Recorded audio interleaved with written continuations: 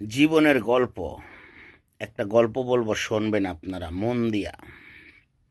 আমরা প্রবাসী, টাকার মিশিং। এই টাকার জন্য সকল আত্মীয় স্বজন পর হয়ে যায়। এই টাকার জন্য সকলে আপন হয়। যখন টাকা দেওয়া যায় তখন সবার কাছে ভালো, এই দুঃখ কার কাছে কই। আর যখন টাকা দেওয়া যায় না, তখন ফোন তো দূরের কথা, কারো কাছ থেকে খোঁজ নেয় না যে আমার ওই লোকটা কিরকম আসছে। সে হোক আত্মীয় স্বজন, যত আপন হোক, টাকা আছে আপনি আপন আছেন, প্রবাসী আপনি।